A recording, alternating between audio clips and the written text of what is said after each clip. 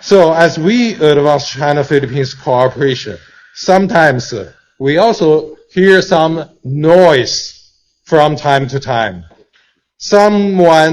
It seems that they want to spread false narratives, smear China, and stoke confrontation.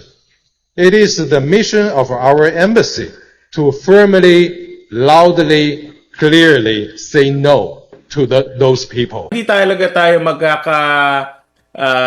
tayo magkakasundo pagdating sa West Philippine Sea. Talagang ibang-iba yung position natin dahil ang position natin ay respetuhin yung arbitral ruling at sa atin ang West Philippine Sea. Sa kanila, alam naman natin malayong-malayo. Hindi talaga tayo magkakasundo doon pero hindi mo naman kami pwedeng pagbantaan.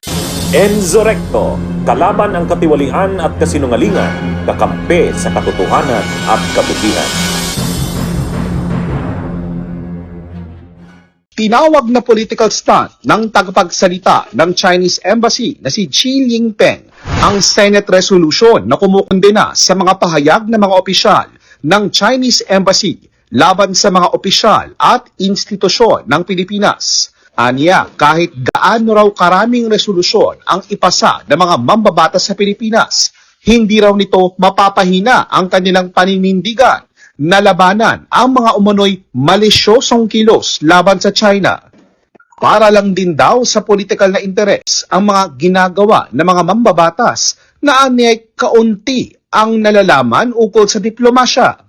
Sa pagtitipon ng Chinese New Year reception kagabi, sinabi ni Chinese Ambassador to the Philippines Ching Chuen na dapat upuan at pag-usapan ng China at Pilipinas ang mga aniyay hindi pagkakaunawaan. Hindi raw nila hahayaang pahinain ng bangayan ng mga opisyal ng Pilipinas at China ang bilateral relationship ng dalawang bansa.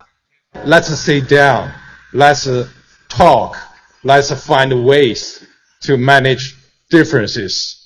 Gayunman, hindi raw mag-aatubili ang China na pumalag sa anyay nagpapakalat ng mga maling impormasyon kaugnay sa China.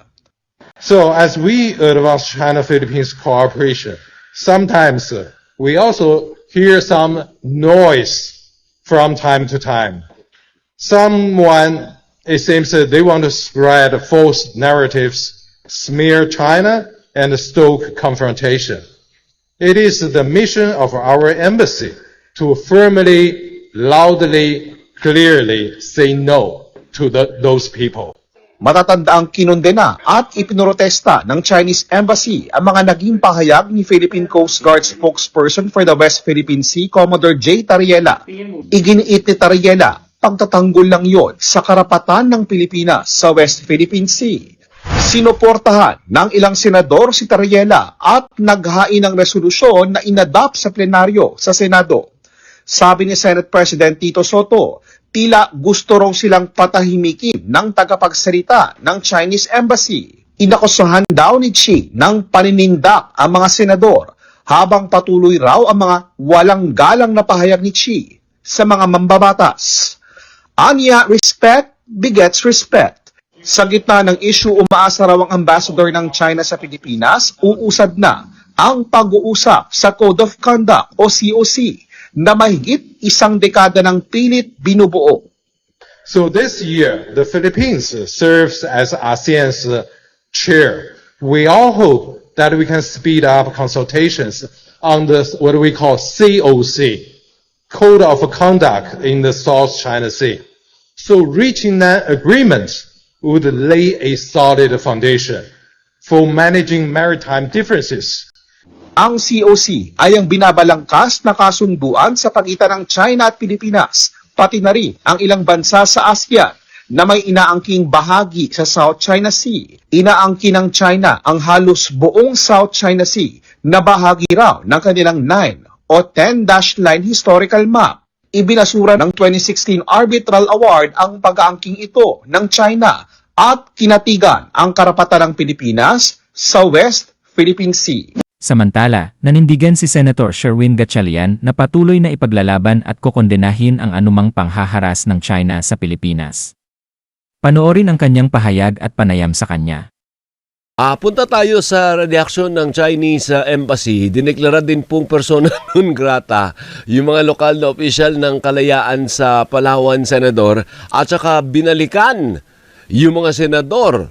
Nasabi ay pamumulitika lang yung ginawang pagtira po sa mga taga-Chinese Embassy. Ano reaksyon nyo, Senator? Ba't ganito katapang mga ito? Personally, Alvin, yung mga statements nila may halong pagbabanta at Kaya yun nga. ang hindi maganda. No, dahil ikaw ay guest o nasa loob ka ng ating bansa tapos babantaan mo yung may-ari ng bahay, hindi maganda naman yun. Hindi tayo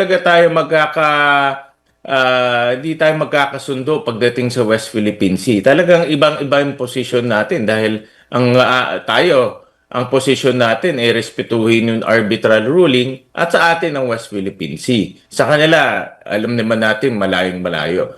Hindi talaga tayo magkakasundo doon pero hindi mo naman kami pwedeng pagbantaan. Rinirespeto namin yung kanilang opinion.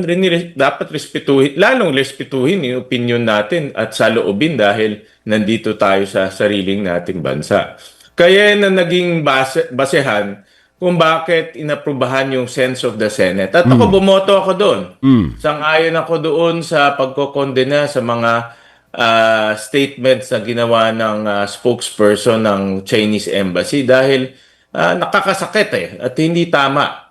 Kung tayo ay dadaanin natin sa diplomasya, ang diplomasya two-way yan, hindi one-way lang. Hindi lang tayo ang gagawa ng diplomasya, yung kabila, hindi. Dapat tayong dalawa ay gumagawa ng diplomatic approaches. So how do you deal with the new statement then from the Chinese Embassy?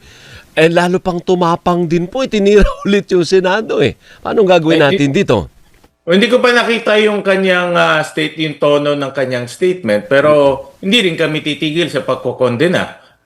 Kung ganyan na magiging takbo at hindi rin tayo titigil, bakit kami titigil kung pangbabastos at pagbabanta ang ginagawa nila? Again, pwede tayo mag-usap, hindi tayo magkakasundo, pero magkaroon tayo ng respeto sa isa't isa. Bunyog, halikan na kasama ka. Bunyog, kapag buklod ay may pag-asa. Luzon, Visayas, Mindanao, isa ang pananaw. Sa bagong Pilipinas ang bunyog isisigaw.